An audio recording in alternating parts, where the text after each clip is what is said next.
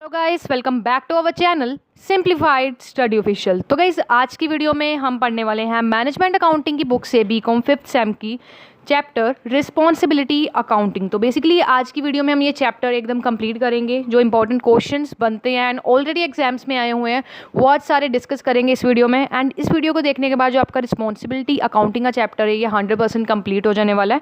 और guys, management accounting की full playlist का लिंक आपको डिस्क्रिप्शन में मिल जाएगा, जिसमें आपको सारे चैप्टर्स एंड सारे टॉपिक्स मिल जाएंगे। So guys, without wasting our time let's start the video. तो सबसे पहले जो आपका क्वेश्चन आया है that is define responsibility accounting या फिर explain the concept of responsibility accounting. सबसे पहले देखेंगे कि रिस्पॉन्सिबिलिटी अकाउंटिंग क्या होता है। तो गाइस, रिस्पॉन्सिबिलिटी अकाउंटिंग का मतलब होता है कि हमने रिस्पॉन्सिबिलिटी असाइन कर देनी है। रिस्पॉन्सिबिलिटीज असाइन करने का मतलब बेसिकली हम रिस्पॉन्सिबिलिटी अकाउंटिंग क्यों करते हैं, ताकि हमारा जो मैनेजमेंट जो हम मैनेजरियल कंट्रोल है हम उसे ईजी बना सकें।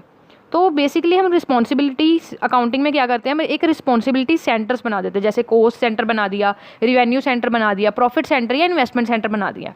और इसमें जो मैनेजर्स हैं उनसे हमने हेड बना दिया। मान लो कॉस्ट सेंटर है, वो कॉस्ट, अब मैनेजर का क्या काम होगा, कॉस्ट सेंटर में वो कॉस्ट को देखेगा कि क्या हमने बजटेड कॉस्ट की थी, एक्चुअल कॉस्ट क्या आई, वेरियांस का है क्या है, ठीक है। और मतलब अगर बजटेड कॉस्ट एंड हमारा जो एक्चुअल कॉस्ट है, अगर उसमें कोई वेरिएशन है, डिफरेंस है, तो वो क्यों है एंड करेक्टिव मेजर्स लिए जा सकें, ठीक है। तो बेसिकली ये मैनेजरियल जो कंट्रोल है उससे ईजियर बनाने के लिए ये किया जाता है। इसमें हम अपने गोल्स को सेट करते हैं। ईच मैनेजर को रिस्पॉन्सिबिलिटी दी जाती है उसके सेंटर की। मान लो हमने रिवेन्यू सेंटर बनाया, मैनेजर को रिस्पॉन्सिबिलिटी दे दी कि भाई तुमने देखना है कि कितनी रिवेन्यू होनी चाहिए थी, एक्चुअल में कितनी हुई है, ठीक है, क्या करेक्टिव मेजर्स लेने चाहिए, तो वो मैनेजर का काम होगा।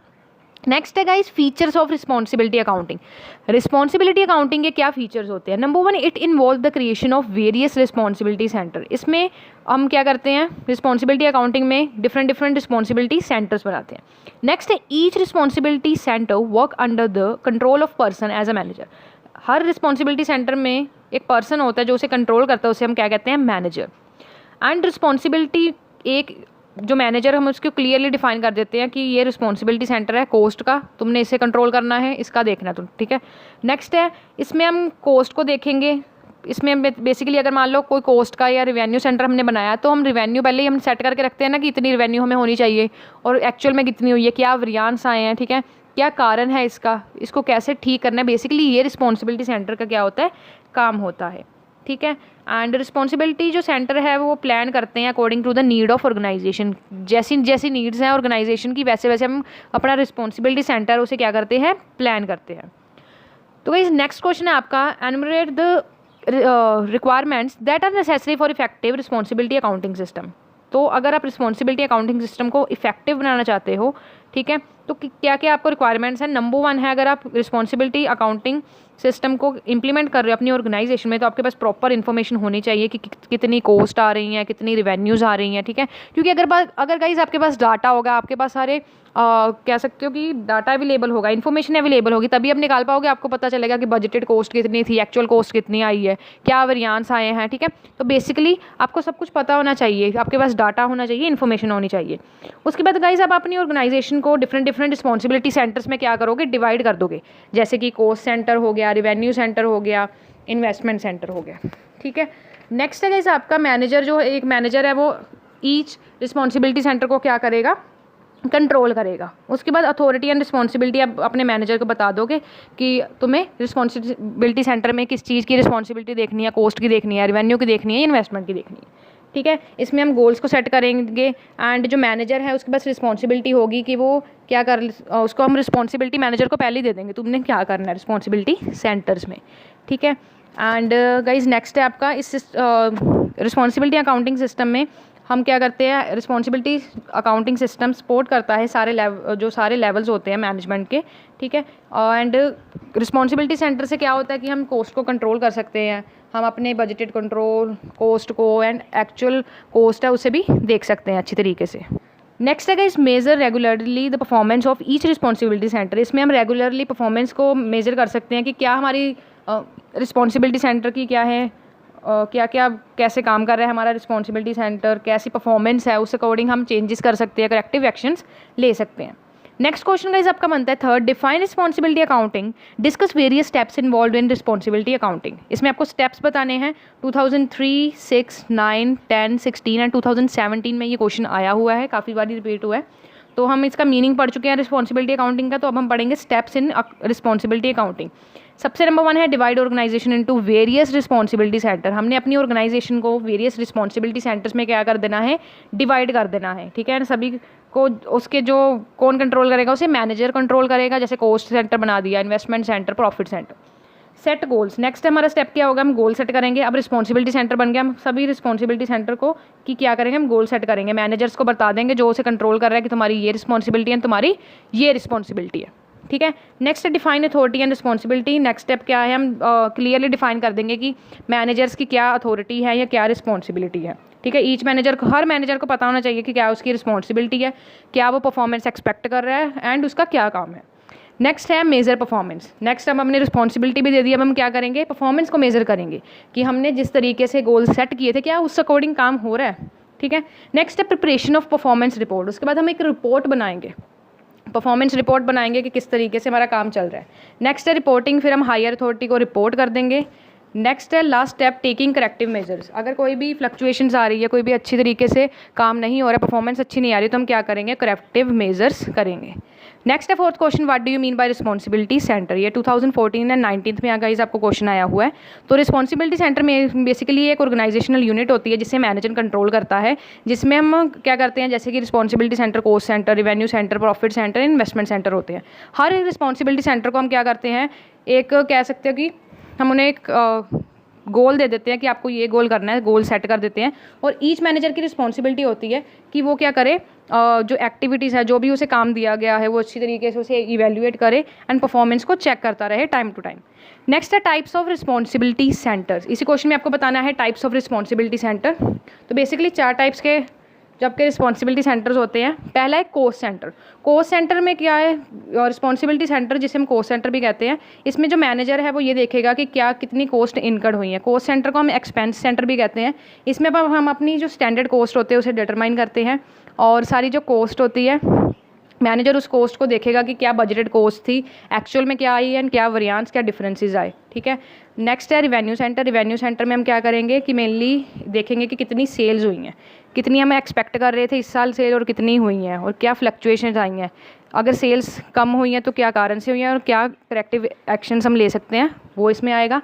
नेक्स्ट है प्रॉफिट सेंटर। प्रॉफिट सेंटर में हम ये देखेंगे, मैनेजर ये देखेगा कि कितना प्रॉफिट हुआ है इस साल, अगर कम हुआ है तो उसका कारण क्या है एंड उसे क्या किस तरीके से करेक्ट कर सकते हैं, वो मैनेजर देखेगा।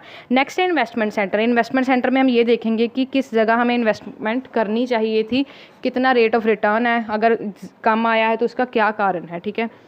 नेक्स्ट है गाइज आपका एडवांटेजेस ऑफ रिस्पॉन्सिबिलिटी सेंटर। ये 2008, 9, 10 में आपको ये क्वेश्चन आया हुआ है। तो सबसे फर्स्ट है आपका एडवांटेजेस ऑफ रिस्पॉन्सिबिलिटी अकाउंटिंग। पहला है, इससे हम clearly responsibility and authority define कर सकते हैं ऑर्गेनाइजेशन में। इससे हम एडवांटेजेस, नेक्स्ट एडवांटेज क्या है, इसमें हम वेरियस रिस्पॉन्सिबिलिटी सेंटर्स को क्रिएट कर सकते हैं, जिससे जो मैनेजरियल कंट्रोल है वो ईजियर बनेगा। नेक्स्ट है रिस्पॉन्सिबिलिटी अकाउंटिंग से हमारा जो ओवरऑल परफॉर्मेंस है बिजनेस की, कॉस्ट को कंट्रोल कर सकते हैं, प्रॉफिट को इंक्रीज कर सकते हैं। नेक्स्ट है measuring the performance of various responsibility centre. इससे हम परफॉर्मेंस को देख सकते हैं, रिस्पॉन्सिबिलिटी सेंटर की क्या परफॉर्मेंस आई है, कॉस्ट सेंटर की, प्रॉफिट सेंटर की। इससे मैनेजमेंट करेक्टिव मेजर्स ले सकती है, ठीक है। जो डाटा कलेक्ट हुआ है रिस्पॉन्सिबिलिटी अकाउंटिंग सिस्टम के अंदर, वो मैनेजमेंट की हेल्प करेगी ताकि वो डिसीजन मेकिंग कर सके।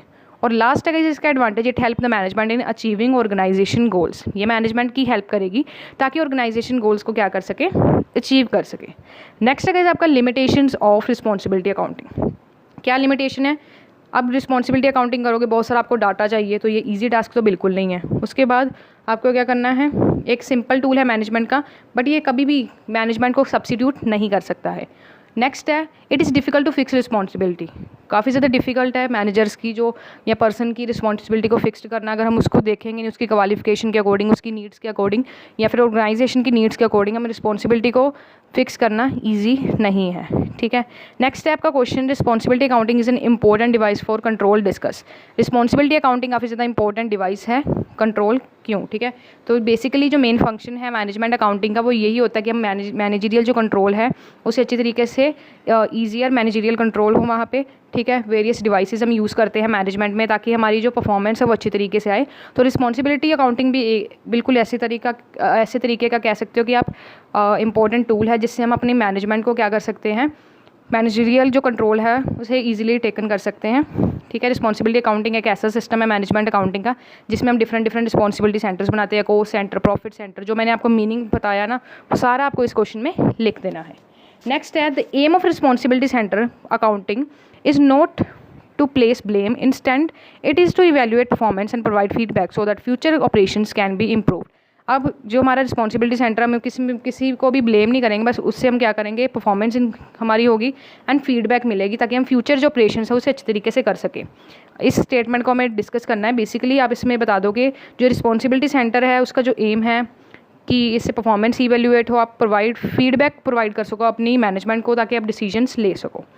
तो जो मेन एम है रिस्पॉन्सिबिलिटी अकाउंटिंग का, जिससे हम परफॉर्मेंस इंडिविजुअल को इवेल्यूएट कर सकें। अगर कोई भी चीज़ या कॉस्ट फालतू में हो रही है, ठीक है, जो नहीं होनी चाहिए थी, या कोई भी ऐसी चीज़ हो रही है जो नहीं होना चाहिए था, हम उससे करेक्टिव एक्शंस ले सकते हैं। उसके बाद अगर हम रिपोर्ट बनाते हैं, इसमें जब सारी चीज़ें अब इसमें इस क्वेश्चन में आप क्या करोगे, रिस्पॉन्सिबिलिटी अकाउंटिंग का मीनिंग लिख दो, एडवांटेजेस लिख दो, एंड उसके बाद आप लिखोगे जब हम रिपोर्ट बनाते हैं तो हम बनाते हैं परफॉर्मेंस रिपोर्ट। अब परफॉर्मेंस रिपोर्ट कैसे होती है, आपको इस तरीके का परफॉर्मा आपको अपने एग्जाम में बना के आना है। तो बेसिकली परफॉर्मेंस रिपोर्ट का परफॉर्मा आपको कैसे लिखना है, आपका लेफ्ट साइड है कॉस्ट सेंटर, राइट साइड में आपका ऊपर लिखा है पीरियड कवर, ठीक है, आप डेट्स लिख दोगे इसमें। उसके बाद particulars, budgeted control, actual cost and variance.